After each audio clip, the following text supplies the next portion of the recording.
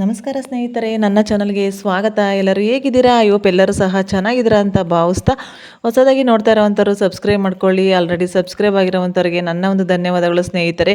Video ಇಷ್ಟ ಆಗಿದ್ರೆ like ಮಾಡೋದನ್ನು ಮರಿಬೇಡಿ. ಬನ್ನಿ ಸ್ನೇಹಿತರೆ, ನಿಮಗೆ ಆಲ್ರೆಡಿ ಲೈನಲ್ಲಿ ಆಲ್ರೆಡಿ ಗೊತ್ತಾಗಿದೆ ನಿಮಗೆ ಯಾವುದ್ರ ಬಗ್ಗೆ ವಿಡಿಯೋನ ಶೇರ್ ಮಾಡ್ತಾ ಇದ್ದೀನಿ ಅಂತಂದು ಹೇಳ್ಬಿಟ್ಟು. ಹೌದು ಸ್ನೇಹಿತರೆ, ಕಲ್ಲುಪ್ಪಿನಿಂದ ನಾವು ನಮ್ಮ ಮನೆಯಲ್ಲಿ ಎಂಥದ್ದೇ ಒಂದು ದೃಷ್ಟಿದೋಷ ಆಗಿರ್ಬೋದು, ಅಥವಾ ಮಾಟ ಮಂತ್ರ ಅಥವಾ ನೆಗೆಟಿವ್ ಎನರ್ಜಿ ಏನೇ ಇದ್ರೂ ಸಹ ನಾವು ಅದನ್ನು ಕಲ್ಲುಪ್ಪಿನಿಂದ ಕೇವಲ ಬರೀ 2 ದಿನದಲ್ಲಿ ಕಡಿಮೆಯನ್ನು ಮಾಡ್ಕೋಬೋದು ಸ್ನೇಹಿತರೆ. ನೀವು ಮನೆಯಲ್ಲೇ ಈ ಒಂದು ಪ್ರಯೋಗವನ್ನು ಮಾಡಿ ನೋಡಿ. ನೀವು ಏನಪ್ಪ ಅಂದರೆ, ನಮ್ಮ ಮನೆಯಲ್ಲಿ ಒಂದು ನಕಾರಾತ್ಮಕ ಶಕ್ತಿಗಳು ನೆಲೆಸಿದಾಗ ನಮ್ಮ ಮನೆಯಲ್ಲಿ ಏನೇ ಒಂದು ಕೆಲಸ ಕಾರ್ಯಗಳು ಸಹ ನೆರವೇರ್ತಾನೆ ಇರೋದಿಲ್ಲ. ಆ ಒಂದು ಕೆಲಸ ಕಾರ್ಯಗಳು ನೆರವೇರ್ತಾ ಇರೋದಿಲ್ಲ. ಮನೆಯಲ್ಲಿ ಆರೋಗ್ಯ ಸಮಸ್ಯೆ ಕಾಡ್ತಾ ಇರುತ್ತೆ, ಹಣಕಾಸಿನ ಒಂದು ಸಮಸ್ಯೆ ಅನ್ನುವಂಥದ್ದು ಕಾಡ್ತಾ ಇರುತ್ತೆ. ಮನೆಯಲ್ಲಿ ಇರುವಂಥವರಲ್ಲಿ ಭಿನ್ನಾಭಿಪ್ರಾಯಗಳು ಜಾಸ್ತಿ ಆಗ್ತಾ ಇರ್ತವೆ. ಸಣ್ಣ ಸಣ್ಣ ವಿಚಾರಕ್ಕೂ ಸಹ ನಾವು ಜಗಳವನ್ನು ಮಾಡ್ತಾ ಇರ್ತೀವಿ, ಕಿರಿಕಿರಿ ಆಗ್ತಾ ಇರುತ್ತೆ. ಅದು ನಮಗೇನು ಅಂತ ಗೊತ್ತಾಗೋದಿಲ್ಲ ಸ್ನೇಹಿತರೆ. ಅದೇ ಒಂದು ನೆಗೆಟಿವ್ ಎನರ್ಜಿ ಮನೆಯಲ್ಲಿತ್ತು ಅಂದರೆ, ಅಥವಾ ಏನೋ ಒಂದು ಮಾಟ ಮಂತ್ರ ದೋಷ ಅನ್ನುವಂಥದ್ದು ನಮಗೇನಾದರೂ ಆಗಿತ್ತು ಅಂದರೆ, ಕಣ್ಣು ದೃಷ್ಟಿ ಆಗಿತ್ತು ಅಂದರೆ, ಅದನ್ನು ನಾವು ಅದರ ಪ್ರಭಾವದಿಂದ ಮನೆಯಲ್ಲಿ ಈ ರೀತಿ ಎಲ್ಲ ಆಗ್ತಾ ಇರ್ತವೆ. ಅದನ್ನು ನೋಡಿ ಸಿಂಪಲ್ಲಾಗಿ 1 ಇಡೀ ಕಲ್ಲುಪ್ಪನ್ನು ತಗೊಳ್ಳಿ. ನೀವು 1 ಇಡೀ ಕಲ್ಲುಪ್ಪನ್ನು ಇವತ್ತು ಬೆಳಗ್ಗೆ ತೊಗೋಬೇಕು. ಬೆಳಗ್ಗೆ ಏನು ಮಾಡ್ತೀವಿ ಅಂದರೆ, 1 ಇಡೀ ಕಲ್ಲುಪ್ಪನ್ನು ತೊಗೊಂಡು ನೀವು ಏನು ಮಾಡಬೇಕು ಅಂದರೆ, ಮನೆಯ ಮೂಲೆ ಮೂಲೆಗಳಲ್ಲೆಲ್ಲನೂ ಸಹ ಹೋಗಿ ಬರಬೇಕು. ನೋಡಿ, 1 ಗ್ಲಾಸ್ ನೀರನ್ನು ಇಟ್ಟಿದ್ದೀನಿ ನಾನು. ಯಾವುದಾದ್ರೂ ಒಂದು ಮೂಲೆಯಲ್ಲಿ 1 ಗ್ಲಾಸ್ ನೀರನ್ನು ಇಡಿ. ಅದು ಗಾಜಿನ ಲೋಟನೇ ಆಗಿರಬೇಕು ಸ್ನೇಹಿತರೆ.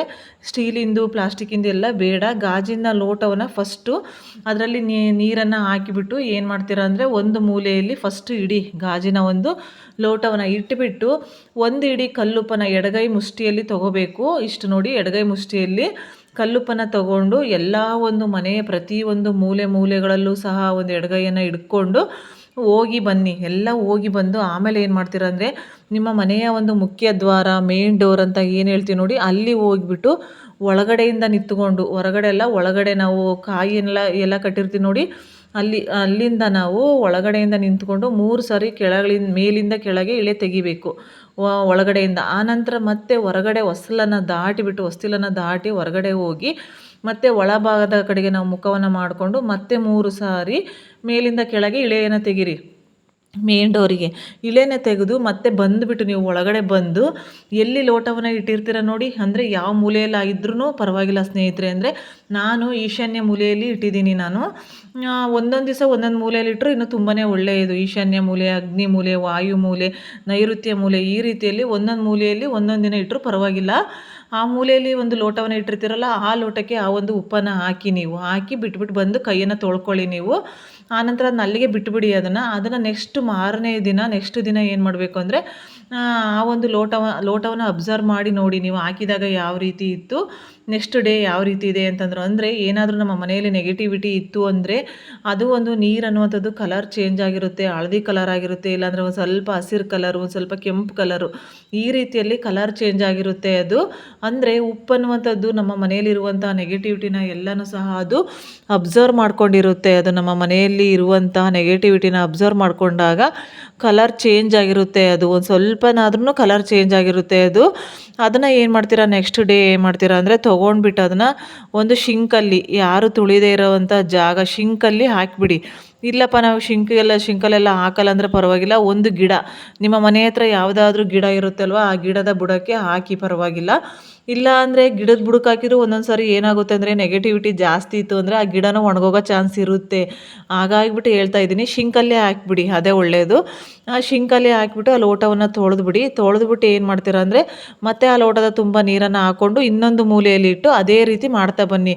ಕೇವಲ ಬರೀ 1 ವಾರ ಮಾಡಿದರೆ ಸಾಕು. ನೀವು 1 ವಾರ ಮಾಡಿದರೆ ಸಾಕು, ನಿಮಗೆ 2 ದಿನದಲ್ಲೇ ನಿಮಗೆ ಒಂದು ಬದಲಾವಣೆ ಅನ್ನುವಂಥದ್ದು ನಿಮ್ಮ ಮನೆಯಲ್ಲಿ ಆಗುವಂಥ ಬದಲಾವಣೆಗಳನ್ನು ಗಮನಿಸ್ತಾ ಬನ್ನಿ. ನೀವು ಎಷ್ಟೊಂದು ಚೇಂಜಸ್ ಕಾಣುತ್ತೆ ಅಂದರೆ, ಆಗದೇ ಇರುವಂಥ ಕೆಲಸ ಕಾರ್ಯಗಳು ಆಗ್ತವೆ. ಆರ್ಥಿಕ ಪರಿಸ್ಥಿತಿ ಏನಾದರೂ ಬಿಕ್ಕಟ್ಟಾಗಿತ್ತಪ್ಪ, ನಮಗೆ ಯಾರಿಗಾದ್ರೂ ಕೊಟ್ಟಿರ್ತೀವಿ ದುಡ್ಡು, ಅದು ಬಂದಿರೋದಿಲ್ಲ, ಅಥವಾ ನಮಗೆ ಬರಬೇಕಾಗಿರುತ್ತೆ ಹಣ ಬಂದಿರೋದಿಲ್ಲ, ಅಥವಾ ನಮಗೆ ಒಂದು ಕೆಲಸ ಕಾರ್ಯಗಳು ಸರಿಯಾಗಿ ಆಗ್ತಾ ಇರೋದಿಲ್ಲ, ಆ ಥರ ಇರುವಂಥದ್ದು ಸರಿ ಹೋಗೋದಕ್ಕೆ ಶುರುವಾಗುತ್ತೆ. ಯಾರಿಗಾದ್ರೂ ಮನೆಯಲ್ಲಿ ಆರೋಗ್ಯ ಸಮಸ್ಯೆ ಇತ್ತಪ್ಪ ಅಂದರೆ ಅದು ಸಹ ಸ್ವಲ್ಪ ಸ್ವಲ್ಪ ಸುಧಾರಣೆ ಆಗ್ತಾ ಬರುತ್ತೆ. ಈ ರೀತಿಯಲ್ಲಿ ನಮಗೆ 2 ದಿನದಲ್ಲೇ ಚೇಂಜಸ್ ಗೊತ್ತಾಗುತ್ತೆ ನಿಮಗೆ. 1 ವಾರ ಮಾಡಿ ಸಾಕು, ಪ್ರತಿದಿನವೂ 1 ವಾರ ಮಾಡಿ ತಪ್ಪದೆ. ಆನಂತರ ಏನು ಮಾಡ್ತೀರಾ ಅಂದರೆ, 1 ವಾರ ಮಾಡಿಬಿಡಿ. ಅಷ್ಟರಲ್ಲೇ ನಿಮಗೆ ಏನೇ ಸಮಸ್ಯೆಗಳಿದ್ರೂ ಸಹ ಎಷ್ಟೋ ಒಂದು 50% ಕಡಿಮೆ ಆಗುತ್ತೆ ಅಂತಲೇ ಹೇಳ್ಬೋದು. ನೀವು ಅಬ್ಸರ್ವ್ ಮಾಡಿ ನೋಡಿ, ನಿಮಗೆ ಗೊತ್ತಾಗುತ್ತೆ. ಇದು ಅಷ್ಟು ಒಳ್ಳೆಯ ಒಂದು ಎಫೆಕ್ಟಿವ್ ಆದಂಥ ಒಂದು ಪರಿಹಾರ ಅಂತ ಹೇಳ್ಬೋದು ಸ್ನೇಹಿತರೆ. ಆಮೇಲೆ ಏನು ಮಾಡ್ತೀರಾ ಅಂದರೆ, ಹುಣ್ಣಿಮೆ ದಿನ, ಅಮಾವಾಸ್ಯೆ ದಿನ, ಪ್ರತಿ 15 ದಿನಕ್ಕೊಮ್ಮೆ ಹುಣ್ಣಿಮೆ ದಿನ, ಅಮಾವಾಸ್ಯೆ ದಿನ ಈ ಒಂದು ಪರಿಹಾರವನ್ನು ಮಾಡಿ. ಹುಣ್ಣಿಮೆ ದಿನ ಬೆಳಿಗ್ಗೆನೇ ಮಾಡಿ, ಆಮೇಲೆ ನೆಕ್ಸ್ಟ್ ಡೇ ಇದು ಮಾಡಿ, ಮತ್ತು ಅಮಾವಾಸ್ಯೆಗೆ ಮಾಡ್ತಾ ಬನ್ನಿ. ಈ ರೀತಿಯಲ್ಲಿ ಬಿಡದೆ ಒಂದು 3 ತಿಂಗಳು ದಿನ ಮಾಡಿದರೆ ಸಾಕು ನಿಮ್ಮ ಮನೆಯಲ್ಲಿ. ಈ ರೀತಿಯಲ್ಲಿ ಒಂದು 3 ತಿಂಗಳು ಮಾಡಿ ಸಾಕು, ಎಷ್ಟೋ ಒಂದು ಬದಲಾವಣೆಯನ್ನು ನೀವೇ ಕಾಣ್ತೀರಾ. ಮನೆಯಲ್ಲಿ ಒಂದು ಎಂಥದೇ ಒಂದು ನೆಗೆಟಿವಿಟಿ ಇದ್ರೂ ಸಹ ಅದು ಕಡಿಮೆ ಆಗುತ್ತೆ. ಇದೊಂದು ಸುಲಭವಾದಂತಹ ಒಂದು ಎಲ್ಲರೂ ಮಾಡಿಕೊಳ್ಳುವಂತಹ ಪರಿಹಾರ. ಮಾಡಿ ನೋಡಿ, ನಿಮಗೆ ಒಂದು 2-3 ದಿನದಲ್ಲೇ ಚೇಂಜಸ್ ಗೊತ್ತಾಗುತ್ತೆ. ಸೊ ಪರವಾಗಿಲ್ಲಪ್ಪ, ಚೇಂಜಸ್ ಆಗ್ತಾ ಇದೆ, ಒಳ್ಳೇದಾಗ್ತಾ ಇದೆ ಅನ್ನೋದಿದ್ರೆ ಕಂಟಿನ್ಯೂ ಮಾಡಿ. ನಿಮಗೆ ನಂಬಿಕೆ ಇದ್ದರೆ ಕಂಟಿನ್ಯೂ ಮಾಡಿ ಸ್ನೇಹಿತರೆ. ಎಲ್ಲದು ಏನು ಹೇಳ್ತಾರೆ ಅಂದರೆ, ನಂಬಿಕೆನೇ ಒಂದು ದೇವರು ಅಂತಾರೆ. ಏನೇ ಒಂದು ಕೆಲಸ ಕಾರ್ಯ ಮಾಡಬೇಕು ಅಂದರೆ ನಾವು ನಂಬಿಕೆಯಿಂದ ಆಗುತ್ತೆ, ಏನಾಗುತ್ತೆ ಹೇಳು, ಅದಕ್ಕೆಲ್ಲ ಏನೇನೋ ಮಾಡಿದ್ದೀವಿ, ಇದಕ್ಕೆಲ್ಲ ಆಗುತ್ತಾ ಅನ್ನೋದ್ರ ಬದಲು ನೋಡೋಣ, ಇದನ್ನು ಸಹ ಮಾಡಿ ನೋಡೋಣ, ಸರಿ ಹೋಗ್ಬೋದು ಏನಾದ್ರೂ ಅಂತ ಅನ್ನೋ ಒಂದು ಉದ್ದೇಶವನ್ನು ಇರಿಸ್ಕೊಂಡು ನೀವು ಮಾಡಿ ನೋಡಿ. ಖಂಡಿತವಾಗಿಯೂ ಒಳ್ಳೆಯದಾಗುತ್ತೆ. ಒಳ್ಳೆಯ ಒಂದು ಸುಲಭವಾದಂತಹ ಒಂದು ಎಫೆಕ್ಟಿವ್ ಆದಂಥ ಪರಿಹಾರ ಅಂತ ಹೇಳ್ಬೋದು. ನಮ್ಮ ಮನೆಗೆ ಏನಾದರೂ ಒಂದು ಕಣ್ಣು ದೃಷ್ಟಿ ಆಗಿರ್ಬೋದು, ಅಥವಾ ಬೇರೆಯವರಿಂದನೂ ಸಹ ಬಂದಿರ್ಬೋದು, ಈ ಮಾಟ ಮಂತ್ರದ ದೋಷಗಳಾಗಿರ್ಬೋದು, ಅಥವಾ ಈ ಕಣ್ಣು ದೃಷ್ಟಿಗಳಾಗಿರ್ಬೋದು. ಇದೇನಾಗುತ್ತೆ ಅಂದರೆ, ಬೇರೆಯವ್ರು ಯಾರಾದರೂ ನಮ್ಮ ಮನೆಗೆ ಬಂದಾಗಲೂ ಸಹ ಅದು ಅವ್ರ ಮೂಲಕನೂ ಸಹ ಬಂದಿರುತ್ತೆ. ಇಲ್ಲಪ್ಪ ಅಂತಂದರೆ ನಮ್ಮ ಮೂಲಕನೂ ಸಹ ಬಂದಿರುತ್ತೆ, ಅದು ನಮಗೆ ಗೊತ್ತೇ ಆಗಿರೋದಿಲ್ಲ. ಅಂದರೆ ನಾವು ಎಲ್ಲಾದರೂ ಹೊರಗಡೆ ಹೋದಾಗ ಅಲ್ಲಿ ಯಾವುದಾದ್ರೂ ಒಂದು ನೆಗೆಟಿವಿಟಿ ಏನಾದರೂ ಒಂದು ಇತ್ತು ಅಂದಾಗ ಅದು ನಮ್ಮ ಮೂಲಕ ನಾವು ಒಳಗಡೆನೇ ಹಾಗೆ ಬಂದುಬಿಡ್ತೀವಿ ನೋಡಿ ಹೊರಗಡೆಯಿಂದ. ಅಂಥ ಸಂದರ್ಭದಲ್ಲೂ ಸಹ ಅದು ನಮ್ಮ ಮನೆಗೆ ಬಂದಿರುವಂಥ ಚಾನ್ಸ್ ಇರುತ್ತೆ. ಹಾಗಾಗಿಬಿಟ್ಟು ಈ ರೀತಿಯೆಲ್ಲ ಇದ್ದಾಗ ನಮಗೆ ಗೊತ್ತಾಗದೆ ನಾವೇ ಒಂದು ಕೆಲವೊಂದು ಸಮಸ್ಯೆಗಳನ್ನ ಒಂದು ಎದುರಿಸ್ತಾ ಇರ್ತೀವಿ. ನಮಗೆ ಗೊತ್ತಾಗಿರೋದಿಲ್ಲ ಯಾಕೆ ಈ ಥರ ಆಗ್ತಾ ಇರುತ್ತೆ ಏನು ಅನ್ನೋದನ್ನು. ಹಾಗಾಗಿಬಿಟ್ಟು ಈ ರೀತಿಯಾದಂಥ ಕೆಲವೊಂದು ಸುಲಭವಾಗಿ ನಾವೇ ಮಾಡಿಕೊಳ್ಳುವಂತಹ ಪರಿಹಾರಗಳನ್ನು ಆಗಾಗ ನಾವು ಮಾಡ್ತಾ ಇದ್ದರೆ ಇನ್ನೂ ಕೆಲವೊಂದು ಪರಿಹಾರಗಳು ಇದ್ದಾವೆ.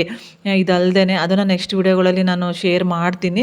ಈ ರೀತಿಯಾದಂಥ ಸುಲಭವಾದಂಥ ಪರಿಹಾರಗಳನ್ನು ಮಾಡ್ತಾ ಬಂದಾಗ ನಮಗೆ ಅದರ ಒಂದು ಪರಿಣಾಮ ಅನ್ನುವಂಥದ್ದು ಜಾಸ್ತಿ ನಮಗೆ ತಾಗೋದಿಲ್ಲ ಅಂತ ಹೇಳ್ಬೋದು. ಅದರಿಂದ ನಮಗೆ ನಾವು ಮುಕ್ತಿಯನ್ನು ಪಡಿಬೋದು. ಆಗಾಗ ನಾವು ಮಾಡ್ತಾ ಇದ್ರೆ. ಇಲ್ಲ ಮಾಡದೆ ಹಾಗೆ ಬಿಟ್ಬಿಟ್ವಿ ಅಂದರೆ ಅದು ಜಾಸ್ತಿ ಆಗಿ ಏನಾಗುತ್ತೆ ಅಂದರೆ ಇನ್ನೂ ಅದರಿಂದ ದೊಡ್ಡ ಪ್ರಮಾಣದಲ್ಲಿ ನಾವು ಕಷ್ಟವನ್ನು ಅನುಭವಿಸ್ಬೇಕಾಗುತ್ತೆ. ಹಾಗಾಗಿ ಸುಲಭವಾದಂತಹ ಒಂದು ಮನೆಯಲ್ಲಿ ನಾವೇ ಮಾಡಿಕೊಳ್ಳುವಂಥ ಪರಿಹಾರ ಮಾಡಿ ನೋಡಿ. ಇವತ್ತೇ ಮಾಡಬೇಕು ಆವತ್ತೇ ಮಾಡಬೇಕು ಅಂತ ಏನಿಲ್ಲ, ನೀವು ನಾಳೆನೇ ಮಾಡ್ಬೋದು.